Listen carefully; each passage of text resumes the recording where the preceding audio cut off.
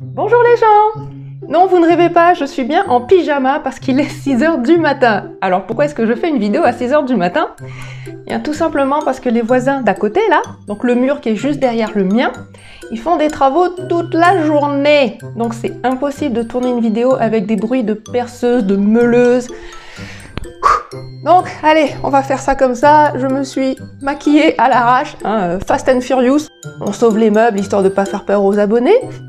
Bon, trêve de bavardage. On a vu les hiragana, donc maintenant on va voir la deuxième partie, à savoir les katakana, mais aussi les secrets pour apprendre efficacement.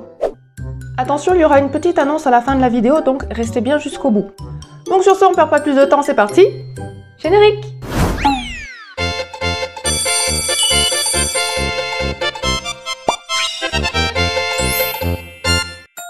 À quoi servent les katakana? Principalement, c'est pour écrire les mots d'origine étrangère.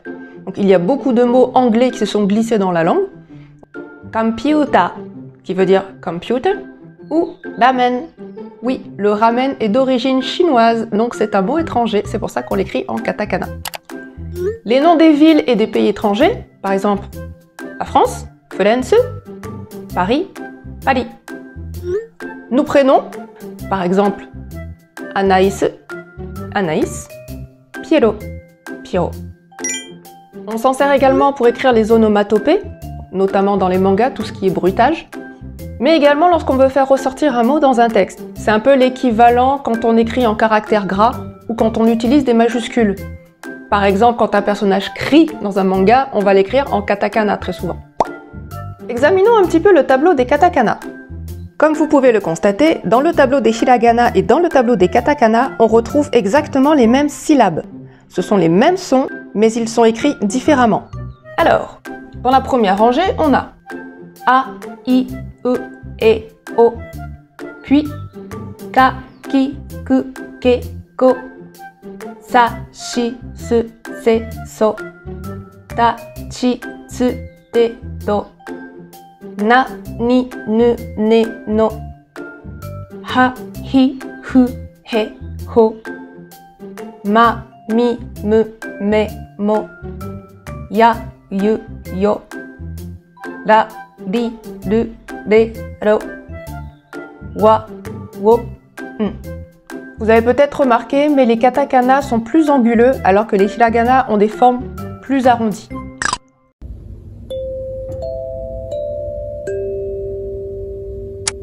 On va commencer par les katakana qui ressemblent aux hiragana, ce sera plus simple. En premier, on a le he. Il n'y a aucune difficulté, c'est exactement le même. Pour le u, on a bien le petit trait au-dessus, sauf qu'il est vertical et qu'il est collé au reste. Le ka, en dehors du fait qu'il manque le petit trait sur le côté, il est relativement similaire. Ki, il manque juste la courbe du bas, le haut est identique. Se, il n'y a pas de deuxième barre verticale, et la ligne horizontale fait un petit crochet au bout. To, ben, il ressemble un peu à un to, sauf qu'il est plus anguleux. Mo, attention, la ligne verticale ne dépasse pas et elle ne rebique pas à la fin. Ya, il manque le petit trait et la barre oblique n'est pas arrondie. Ri, bon, bah c'est à peu près kiff-kiff, pas de grosse différence. Voilà, vous connaissez déjà 9 katakana, c'est plutôt pas mal. Maintenant, on passe à la suite.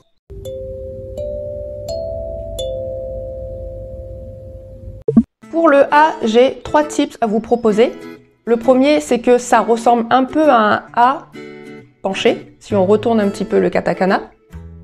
Sinon, quand vous allez chez le médecin, vous savez, au moment où il vous met cet horrible bâton dans la bouche et que vous avez envie de vomir, et quand il vous dit « faites A » en tirant la langue, eh bien c'est exactement ça. Donc, vous imaginez un personnage de profil, vous avez sa bouche qui est grande ouverte, et la langue qui pendouille, ça fait A. Ou alors, on peut penser à un arbre. Donc là, on a le tronc, mais c'est un arbre un petit peu particulier parce que son feuillage est juste sur le côté. C'est ce qui fait cette partie-là. Donc ça fait A.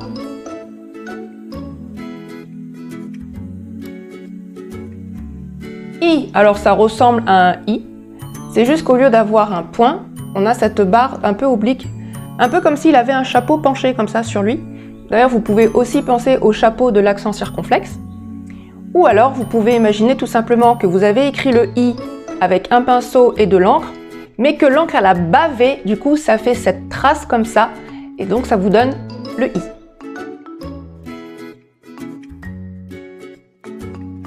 Le OU, bon, on l'a vu précédemment.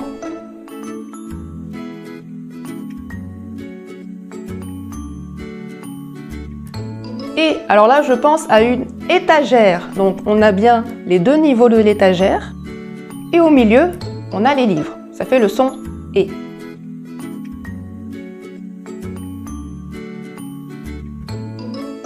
O, alors moi je vois un chanteur d'opéra. Donc opéra. Et un chanteur qui fait O. Il se tient debout. Il a les bras ouverts. Et sur le côté, on a le bout de sa queue de pie qui part à gauche. Donc pensez bien à O de opéra.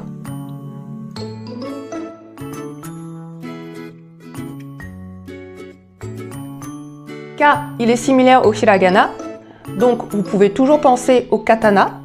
La seule différence, c'est qu'il n'y a pas la petite goutte de sang.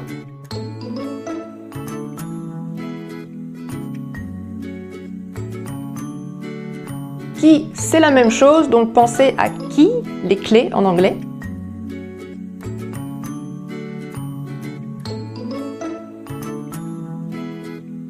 Ku.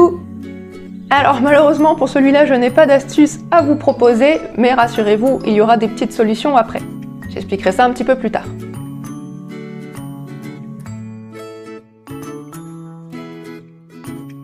Ke. Alors on peut voir la lettre K. Si on penche un petit peu le katakana, on voit la lettre K, le K de ke. Or, K en anglais, ça se dit ke, donc ça donne ke.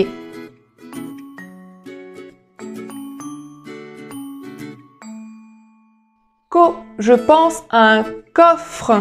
Vous voyez bien la forme du coffre, mais c'est un coffre qui a deux angles, deux coins. Et là, je pense à corner en anglais, coin, les angles. Donc c'est un coffre avec deux corners, ça fait ko.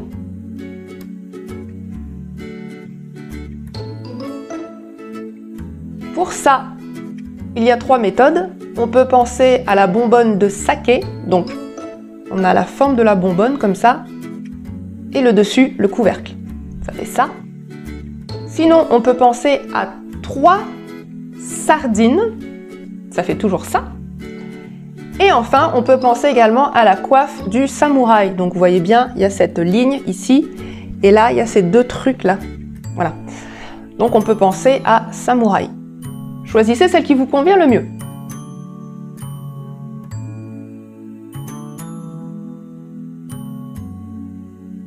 Shi, il ressemble clairement à un smiley, donc on a bien les deux petits yeux et la bouche. Alors pour le distinguer, il y a un petit mnémotechnique qui est que il épouse la forme du shi en hiragana.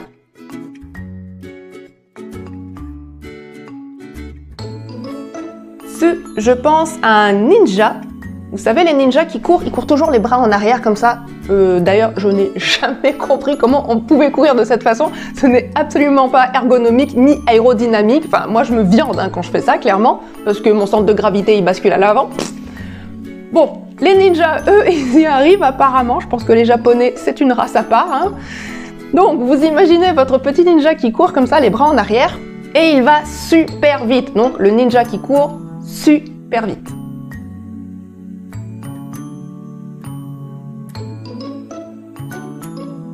C, on en a déjà parlé, il est très similaire au hiragana C.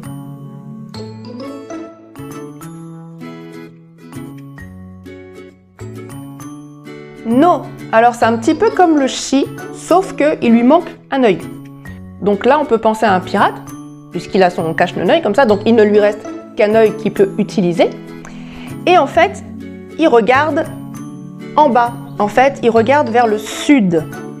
En anglais, south. Donc pensez au pirate et à south, ça fait so.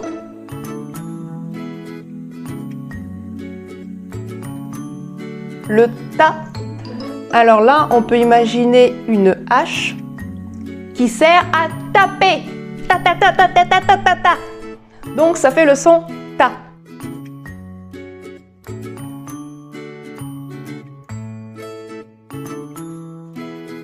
Aussi, on peut penser aux antennes paraboliques des années 80 qui sont très cheap. Donc vous avez bien cette forme-là qui ressemble à une vieille antenne. Non, il n'y avait pas la fibre à cette époque-là.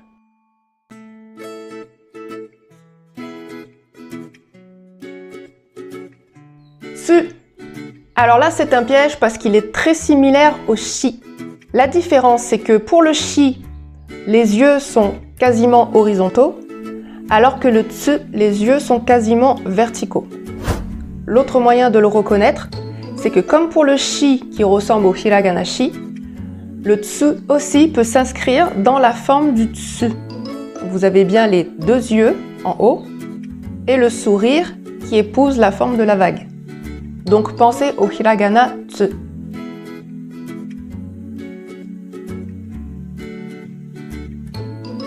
T. Alors là, je pense aux poteaux électriques, vous savez, ceux qui relient les lignes téléphoniques. Donc on a effectivement la barre du dessus, la barre du dessous et le poteau. Donc le T pour téléphone.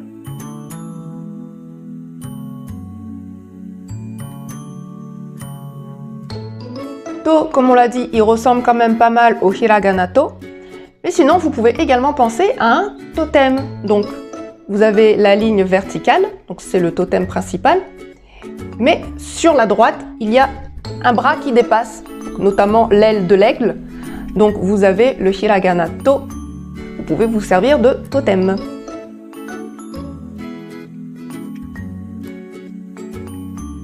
Na. Donc je pense à un narval. Vous savez, cette espèce de dauphin hybride qui ressemble à une licorne. D'ailleurs, je pense que c'est une chimère, le narval. Donc vous avez le narval avec ses petites nageoires là, comme ça. Et en haut, vous avez bien sa corne. Ça fait le son na.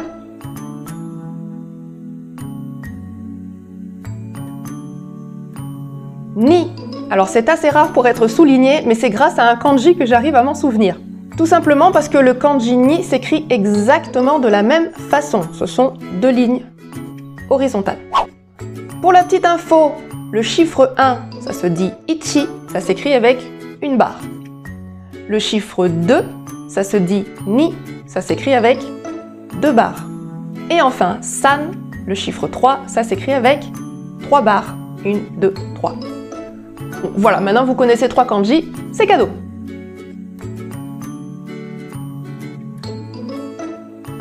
Ne. Alors ne, il ressemble très clairement au numéro 7. Si vous regardez bien, on a bien la forme du 7. Donc pensez au numéro 7. Et si vous voulez renforcer la mémorisation, vous pouvez même imaginer que le 7, il est tout nu. Oui, à Walpé. Donc vous pensez au numéro 7, tout nu. Ça fait ne.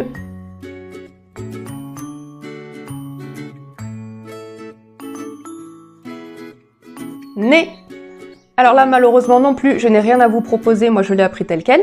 Vous pouvez tout à fait trouver votre propre mnémotechnique. D'ailleurs, rien ne vous oblige à utiliser les tips que je donne, c'est juste là à titre indicatif, mais si vous avez une idée qui vous parle plus, une image qui vous parle plus, utilisez-la.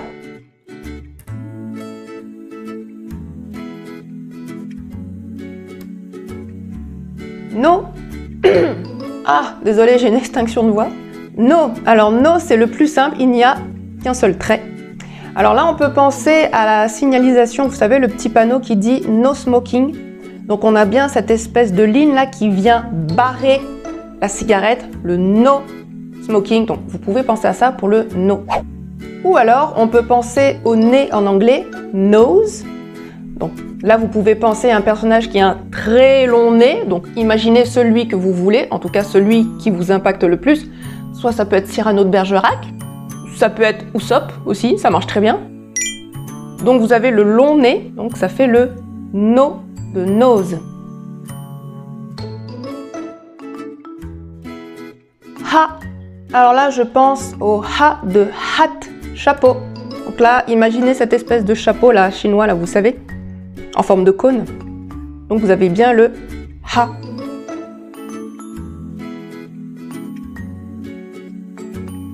Chi. On peut voir le visage de profil d'une personne qui sourit. Donc la première ligne qui descend et qui fait un arrondi, ça fait le menton. Et cette ligne-là, c'est le sourire, donc c'est la bouche qui sourit. Ça fait hi.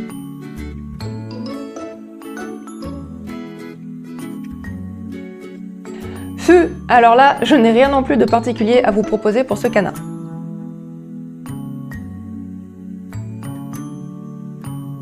He, on l'a vu, c'est exactement le même que le hiragana, donc vous pensez au saut de he. Je le rappelle, il faut prononcer le H.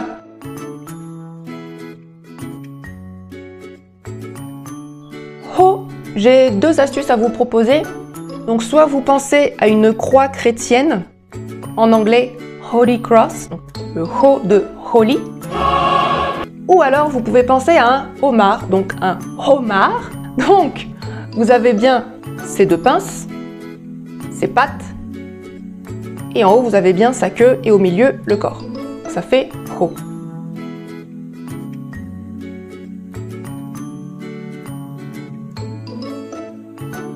Ma, je pense à maman. Donc là, il faut visualiser une maman qui tient son petit et qui va l'allaiter. Donc on la voit de profil. Il y a cet angle-là qui fait la ligne de sa poitrine. Donc elle a des boobs énormes qui pointent. Hein, c'est très pointu, comme vous pouvez le voir. Donc imaginez une maman bien plantureuse, mais avec des tétons pointus. Et la ligne en dessous, c'est l'angle du bras qui porte le bébé. Donc ça vous fait bien le son ma.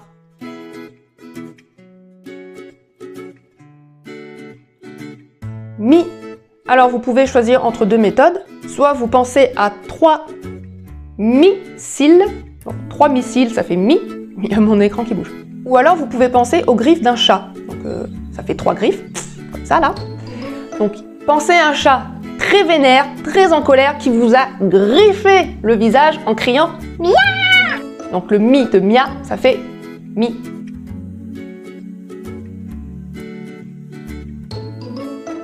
Me. Alors me, je trouve qu'il ressemble vraiment au chiffre 4. Je sais pas pour vous, mais moi en tout cas ça me fait penser à ça. Donc ma petite astuce, c'est de penser à 4 murs. Donc 4, le chiffre 4, et mur, vous avez bien le son mu. Donc 4 murs, ça fait le son me.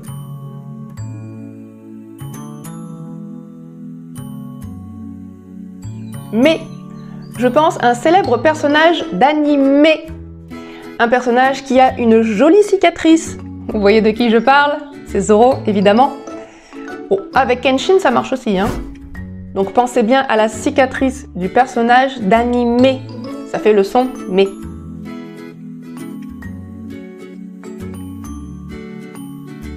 Mo, on l'a vu, il ressemble au hiragana mo.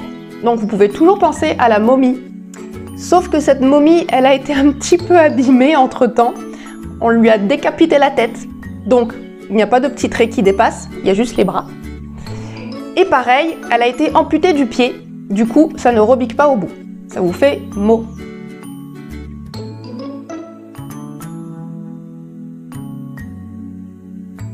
Ya, il est très similaire au hiragana, donc vous pouvez toujours penser au yak. Mais attention, le yak aussi a subi une petite amputation. Il lui manque sa deuxième corne. Donc vous avez sa tête, sa corne et son cou. Mais n'oubliez pas, il n'y a pas le deuxième petit trait. Ça fait ya.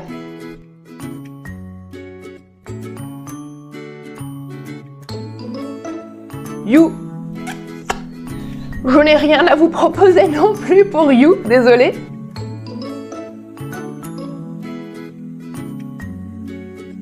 Yo, on peut imaginer un petit bonhomme qui fait du yoga. Donc, ça va être très difficile de le mimer parce que moi je ne fais pas de yoga. Mais vous pouvez imaginer, la première ligne, c'est sa tête qui est penchée. Voilà, moi je peux pas le faire, sinon je vais me péter les cervicales. La ligne ici, c'est son dos. La deuxième ligne horizontale, ce sont ses bras. Et la dernière ligne horizontale, ce sont ses jambes. Donc là, vous ne me voyez pas évidemment, mes jambes sont sous le bureau. Ça fait le son yo.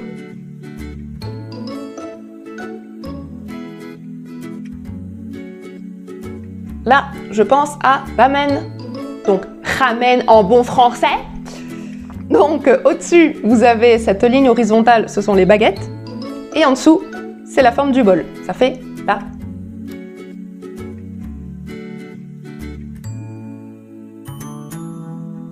Ri, bah, RAS, hein, il est quasiment similaire au hiragana. Vous avez toujours les deux petits bâtons. Vous pouvez toujours penser aux deux rides de ri ou au limace, c'est pareil, ça fonctionne.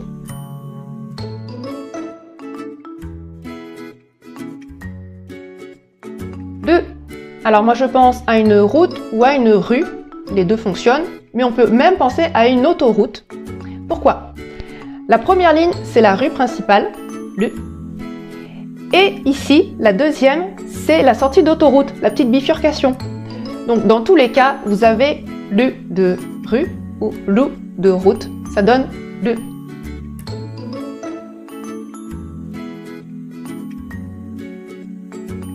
Les.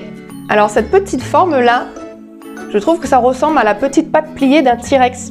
Donc vous pensez au ré de T-Rex, donc ça fait les.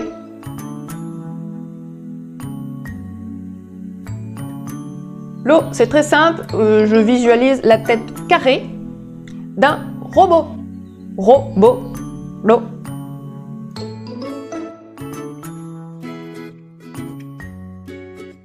Wa.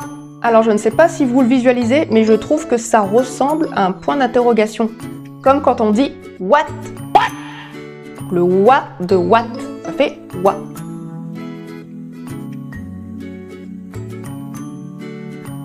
Wow, je pense à un chien qui aboie en faisant wa wa wa wa wa wa wa wa wa. Donc, on va imaginer un chien avec une énorme bouche grande ouverte et il y a sa langue qui dépasse. Donc, je ne sais pas si vous le visualisez, il est de profil, il a sa grande bouche et sa langue. Ça fait wo.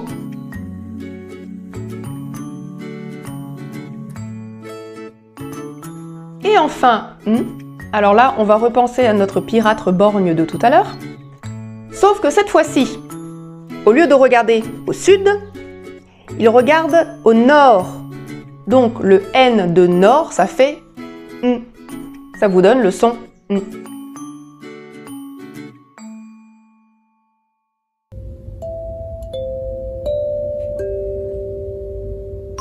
Comme vous avez pu le constater, certains katakana se ressemblent beaucoup. Ce sont des pièges. Donc regardez bien dans le tableau.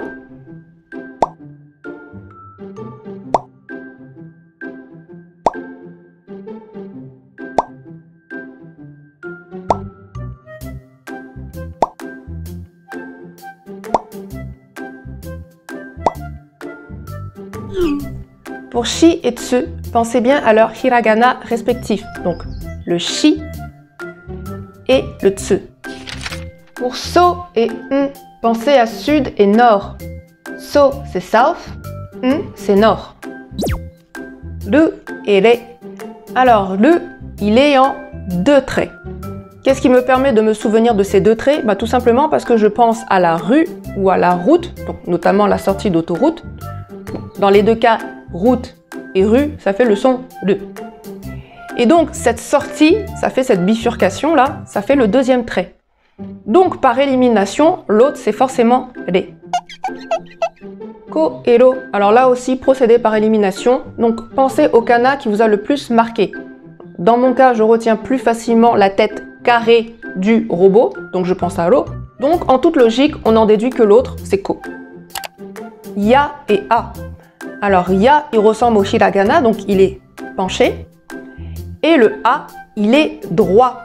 Notamment si vous pensez au tronc de l'arbre, l'arbre, il est droit. Ku et ke. Alors ce qui me permet de reconnaître le son ke, c'est que la ligne horizontale, elle est plus longue et elle dépasse en fait par rapport à la ligne verticale. Alors que le son ku, il forme quasiment un bloc. C'est comme ça d'ailleurs que je me souviens du son ku, parce que je sais que s'il ne dépasse pas, ça ne peut pas être ke, et donc forcément ça ne peut être que ku. Chi et te. Alors c'est vrai que moi je me souviens plus facilement du chi de chip, donc par déduction l'autre c'est forcément te. Ta et ne.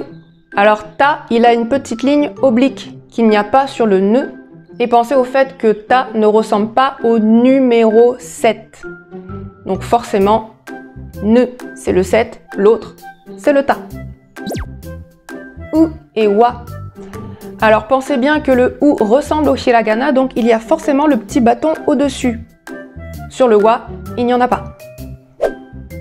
La et hu. Alors sur le la, il y a la ligne horizontale. Pourquoi? Parce que ce sont les baguettes du ramen, qu'on ne peut pas avoir dans fu. Et enfin, wo et fu. Donc là, c'est pareil. Pensez bien au chien qui aboie. Donc lui, il a forcément sa langue qui sort. C'est ce qui fait la deuxième ligne. Il n'y a pas cette deuxième ligne dans fu. Donc s'il y a cette ligne au milieu, c'est forcément le son wo. Comme je l'ai dit, n'hésitez pas à trouver vos propres mnémotechniques, notamment pour les kanas pour lesquels je n'ai rien pu vous proposer. Sinon, il y a une solution, c'est la formation Objectif Japon. Je mets le lien en barre d'infos. Grâce à cette formation, vous allez avoir beaucoup d'astuces pour apprendre vos kanas, mais également vos kanji. Il y a exactement le même genre d'astuces visuelles, des petites histoires qu'elle raconte pour pouvoir mémoriser les kanji. Alors moi, les kanas, je les connaissais déjà, mais ça m'a quand même fait une très bonne révision. Et pour les kanji, ça m'a carrément sauvé la vie. Voilà, donc sachez que cette formation peut être prise en charge par votre CPF. Donc si vous avez un compte CPF, vous pouvez l'utiliser pour cette formation. Donc je dis ça, je dis rien.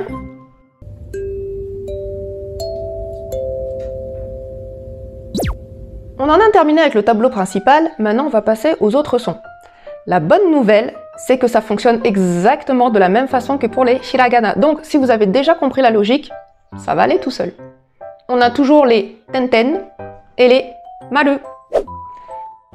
Ka devient ga, ki devient gi, ku devient gu, ke devient ge, ko devient go, sa devient za, shi devient ji, se devient ze, se devient ze, so devient zo, ta devient da, te devient de, do devient do.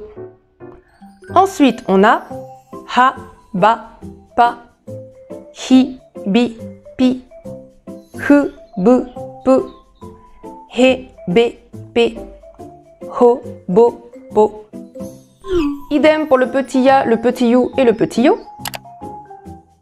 Kia, kyu, kyo, gia, gyu, gyo, sha, shu, sho, ja, ju, jo, nya, nyu, nyo, mia, miu, myo, ria, ryu, rio, hia, bia, pia, hiu, biu, piu, hyo, bio, pio.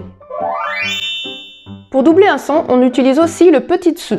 Par exemple, sandwichi, sandwichi.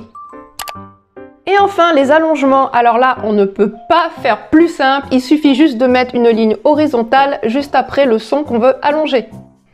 Par exemple, Game Center, Game Center.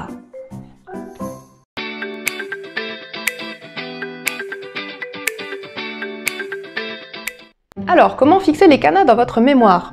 Déjà, entraînez-vous à les lire et à les écrire. Il faut vraiment les utiliser. Les mots sont plus concrets qu'un tableau. Par exemple, c'est comme ça que j'ai retenu les katakana qui forment le mot France, la France. C'était à force de chatter avec des Japonais, donc quand je me présentais, je disais « je viens de France », donc ça c'est un truc que je disais souvent. Donc forcément, au bout d'un moment, je savais l'écrire, je savais les reconnaître. Amusez-vous également à écrire votre prénom en katakana. Pourquoi? Déjà parce que effectivement, vous allez souvent l'utiliser, notamment pour vous présenter, mais aussi parce que le prénom, c'est ce qui vous est propre, ça vous appartient. Donc comme c'est quelque chose de très personnel, votre cerveau va vraiment l'enregistrer. Et d'ailleurs, vous pouvez faire le même exercice avec les prénoms de vos proches. Donc vos parents, vos frères et sœurs, vos amis, votre conjoint, vos enfants, ce que vous voulez. Voilà. Ce sont des prénoms qui vous touchent, qui vous concernent, donc vous allez les mémoriser également. Pour ce qui est de la lecture, il existe des applications pour pouvoir lire des textes en japonais. Donc, pareil, je mettrai les liens en barre d'infos. Il n'est pas important de comprendre la signification du texte. Et même s'il y a des kanji, vous inquiétez pas, c'est pas important. Repérez juste où sont les hiragana, où sont les katakana, et retrouvez leur prononciation. Autre exercice intéressant, les kikitori testo, donc les tests d'écoute.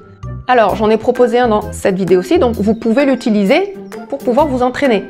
Et dans une prochaine vidéo, j'en mettrai un autre, donc n'hésitez pas, c'est cadeau. Bon, vous connaissez vos kanas, vous connaissez les petites histoires qui vont avec, vous savez les lire, vous savez les écrire, et un jour vous les oubliez. Pourquoi? Et que faire? on va aborder ce qu'on appelle la courbe de l'oubli. Sachez que ce que vous apprenez aujourd'hui, vous allez l'oublier dans 7 jours. C'est ce qu'on appelle la courbe de l'oubli. Donc si vous regardez le petit schéma, au jour 1, vous retenez à peu près 80% des informations. Et au jour 7, vous ne vous souvenez plus que de 15%. Le résultat est sans appel. En fait, notre cerveau ne retient que les choses qu'il voit régulièrement, si ce n'est tous les jours. Le reste, c'est pas utile, donc poubelle.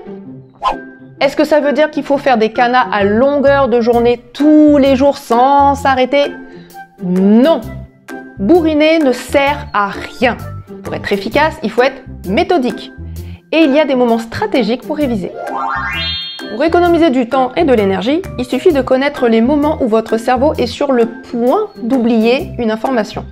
Et c'est à ce moment-là qu'il faut le lui rappeler. En fait, si vous faites une piqûre de rappel au moment où votre cerveau est sur le point d'oublier l'information, c'est là que vous allez imprimer l'information dans votre mémoire à long terme. Ok, mais concrètement, c'est quand? Examinons ce petit graphique. Faites votre première révision 10 minutes après avoir appris quelque chose. Faites la deuxième révision un jour après. La troisième au bout d'une semaine. La quatrième au bout d'un mois. Et la dernière dans 6 mois. Ça, ce sont les principales, mais on peut en rajouter. Par exemple, 10 minutes, 1 heure, 1 jour, 2 jours, 1 semaine, 2 semaines, 1 mois, 2 mois, 3 mois, 6 mois. Ça en fait 10. À partir de 6 mois, c'est gravé dans le marbre. Ok, mais on révise comment? C'est quoi la méthode? J'y arrive. La méthode que je vais vous donner fonctionne pour absolument tout. Les kanas, les kanji, le vocabulaire, les formules mathématiques, les textes de loi, si vous faites du droit. Ça fonctionne vraiment pour tout. Je n'ai vraiment plus de voix. Mon Dieu, c'est terrible.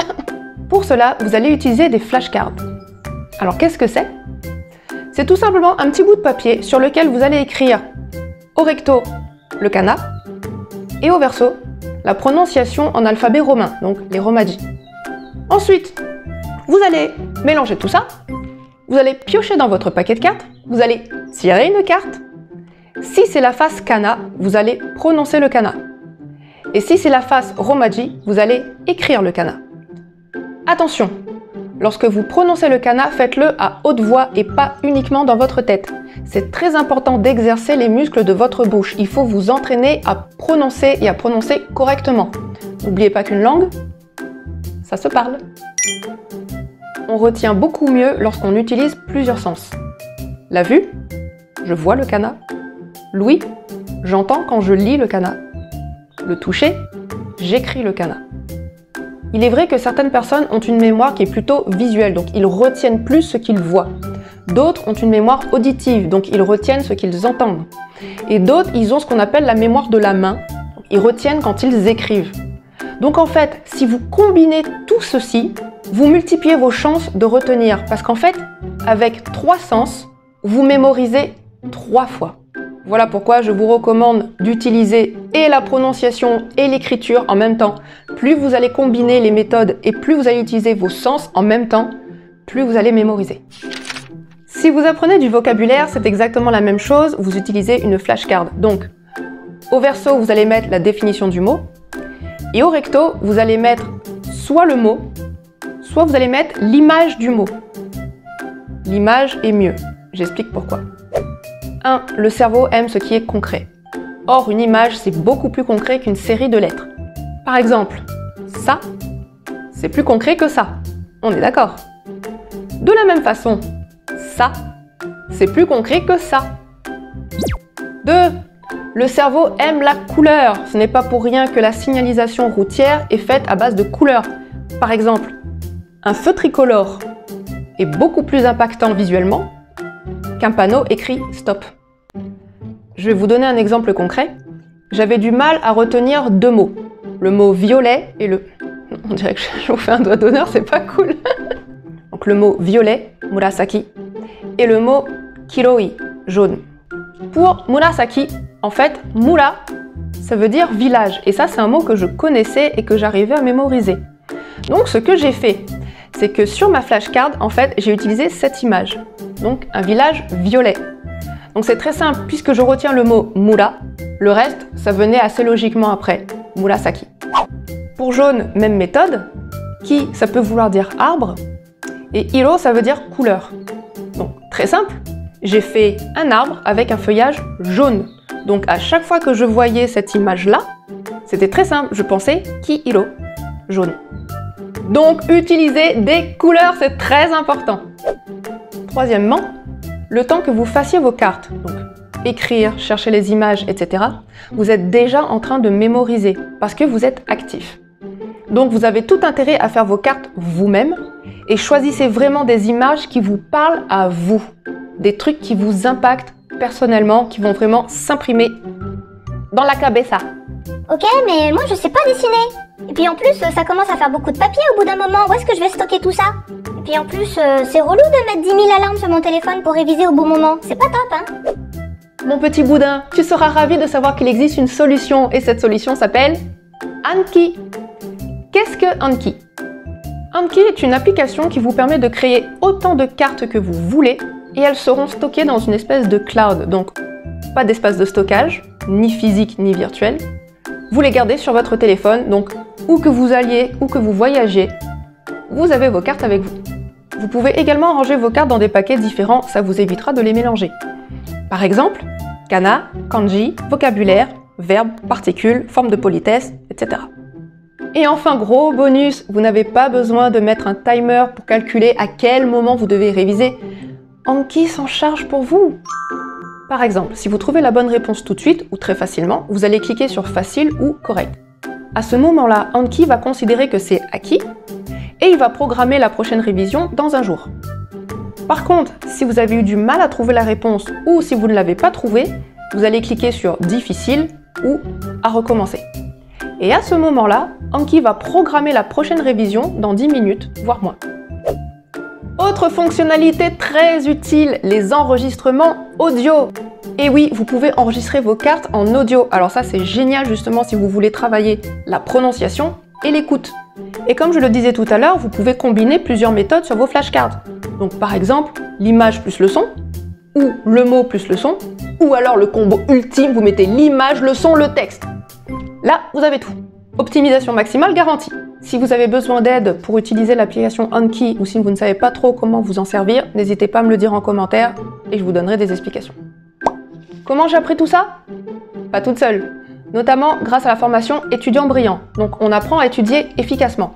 Comment optimiser son temps, comment utiliser son énergie pour apprendre un maximum de choses en un minimum de temps sans faire d'AVC. Par exemple, il y a des moments dans la journée où le cerveau est très actif, donc c'est à ce moment-là qu'il faut étudier. A l'inverse, il y a des moments dans la journée où le cerveau est totalement endormi, donc ça, il faut éviter. On apprend aussi la technique du Pomodoro, la lecture rapide, faire des mind maps, etc., etc. Enfin bon, bref. Je vais mettre le lien en barre d'infos également, donc si ça vous intéresse de réussir vos études, jetez-y un petit coup d'œil. Voilà, cette vidéo est à présent terminée, j'espère qu'elle vous a plu. Si tel est le cas, n'oubliez pas de liker, de commenter et de partager. Pensez également à vous abonner et à activer la petite cloche. De cette façon, vous ne raterez pas les prochaines vidéos. Vous pouvez également vous abonner à mon Utip. Sur ce Utip, vous recevrez également toutes les notifications et vous aurez accès à toutes les fiches récapitulatives des kanas qu'on a vues dans les 2 dernières vidéos. Sur mon Utip, vous pouvez également soutenir mon travail grâce à des dons, donc j'utiliserai pour investir dans du matériel de meilleure qualité.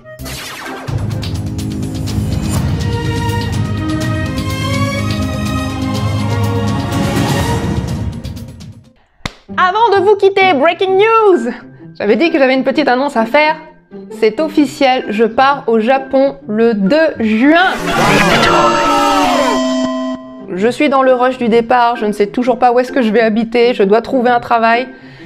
Bref, ça va être rock'n'roll hein, comme d'habitude. J'en parlerai très certainement sur Instagram, donc n'hésitez pas à me suivre sur Instagram, vous aurez les news en temps réel. Du coup, je ne sais pas si j'aurai le temps de sortir une nouvelle vidéo avant mon départ. Je vais faire au mieux, mais sincèrement, je ne garantis rien. Donc, si vous ne me voyez pas pendant une semaine, pas de souci, je n'ai pas disparu de la circulation, c'est juste que je suis en train de rusher comme une grosse tarée pour essayer de faire ma valise et tout le reste. Je ferai évidemment des vidéos de ce voyage, donc le Japon, mon école, enfin bon, tout, hein. D'ailleurs, s'il y a des sujets qui vous intéressent en particulier et dont vous voulez que je parle, des choses que vous voulez que je filme, dites-le moi en commentaire et je l'inclurai dans les prochaines vidéos. Sur ce, bisous les gens et je vous dis à très bientôt dans un nouveau fuseau horaire.